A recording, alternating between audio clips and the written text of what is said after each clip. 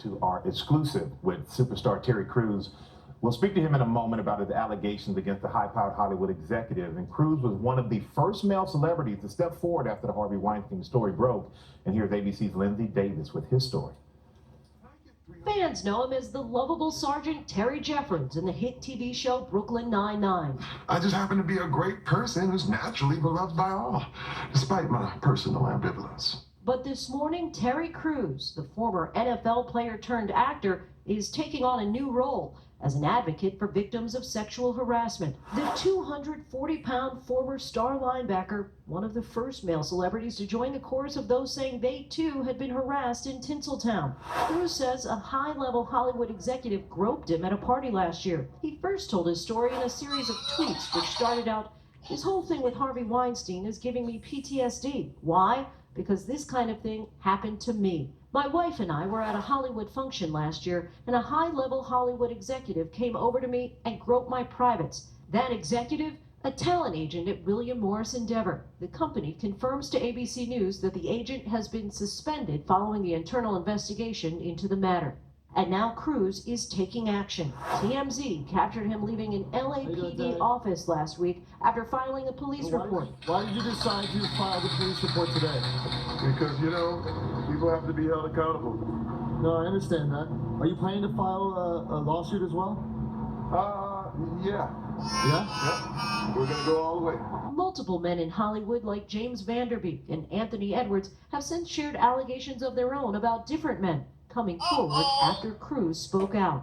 For Good Morning America, Lindsay Davis, ABC News, New York. And it is great to have Terry Crews here with us, and thank you for joining us this morning, Terry.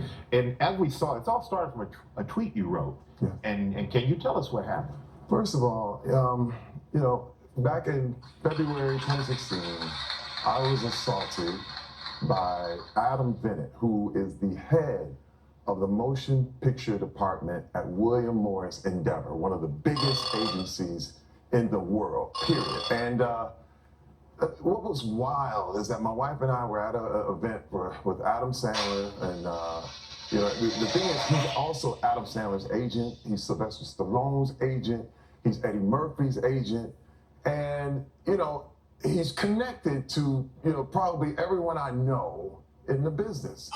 And now, this is the thing. I did not know this man. So you did not know him before this? I have never had a conversation with him, ever. Okay, I knew of him, and I knew just because it's an agency thing, but the first time I ever actually had an interaction with him was at this event. And I'm looking at him, and he's basically staring at me, and he's sticking his tongue out, and it's just overtly sexual kind of tongue moves. And I'm sitting there like, it's a party, it's packed, the whole thing, and I'm looking like, is this a joke? I mean, I don't understand. It was actually so bizarre. And he keeps coming over to me. He comes over to me, I stick my hand out, and he literally takes his hand and puts it and squeezes my genital. And I'm jump back like, hey. And he's like, and he's still licking his tongue out and all this stuff. And I go, dude, what are you doing? What are you doing? And then he comes back again. And he just won't stop. And then I really got forceful, pushed him back.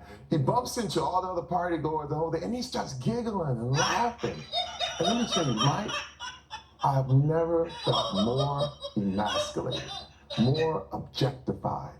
I was horrified. I went over to Adam right then and there, and I'm, Adam, man, come get your boy. What is his problem?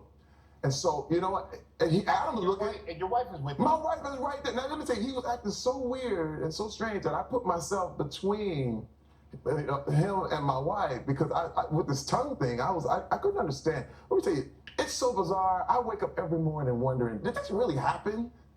It's nuts. And you said that your wife was there. She saw the entire thing. Yes. You said you went over to Adam immediately. What was his response? He was like, well, I told him, I said, hey, man, he's grabbing my junk. I was like, Adam, what's wrong with your boy? And he looked like he didn't understand, because it was bizarre to both of us. Mm-hmm. And I just literally, I said, that's now. When I looked at him, it was rage.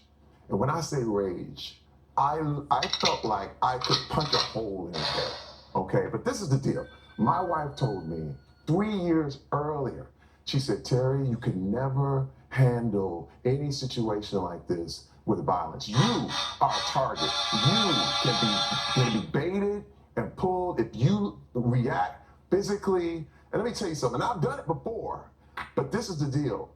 When I grabbed her hand and I left that party, we were only there for like a half an hour, and I got in the car, I almost ripped the steering wheel off. And she just kept saying, I'm proud of you. I'm proud of you.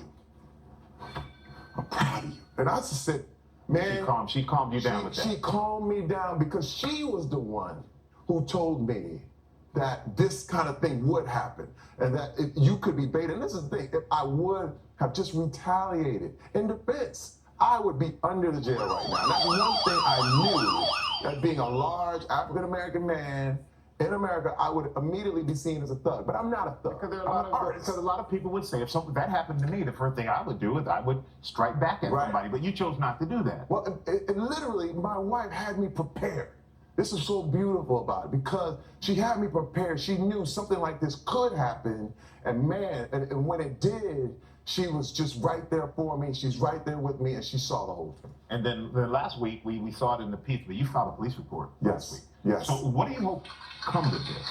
You know, people need to be held accountable, Mike. This is the deal about Hollywood, and it's an abuse of power. This is abuse. This guy, again, he's one of the most powerful men in Hollywood, and he looked at me at the end as if, who's going to believe you? So you didn't think anybody would believe you if you came forward? Last year, no.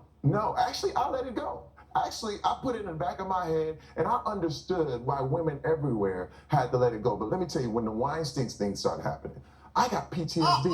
I was going, oh my God, this exact thing happened to me. I understand why they won't come forward. And I'm gonna tell you, a lot of times people go, well, why didn't you come forward sooner? But this is the thing, when a person of power breaks that boundary and violates that boundary, you're a prisoner of war. Immediately, you're in a camp. Because you're trying to figure out when is the right time to come out. When the guard turns their head, when they leave a door open, you're digging tunnels with spoons, and you're trying to find a way out, and you get out, and then you finally find freedom, and somebody said, well, it must not be that bad. You should have came out sooner. And you're like, I'm free. I finally got free. And this is the thing that a lot of people just don't understand, and they end up blaming the victim. And I have totally said, I will not be shamed. I will not be shamed. I did nothing wrong. Nothing. And the whole deal is people are like, well, why did you do this? Why did you do that? You know what? Why don't you ask what he's doing? Why isn't Adam Bennett sitting here right now explaining his side? Good question. And you wrote that tweet a few days after Harvey Weinstein's story broke. Exactly. So you felt empowered by everyone else's stories. I did. That let you step out of the darkness, if you want to say. Let me tell you, I was a keynote speaker at this place called Center for Community Solutions that dealt with relationship violence, sexual assault, and I heard all these stories from all these women who had finally get strength from each other's stories, and they came out, and I said, man, what kind of man would I be to tell my kids, if someone touches you where you don't want to be touched, and tell someone, and then I don't do it. And let me tell you something, it freed me. I knew instantly that I had to tell my story so that other people could be free. And I didn't even name names.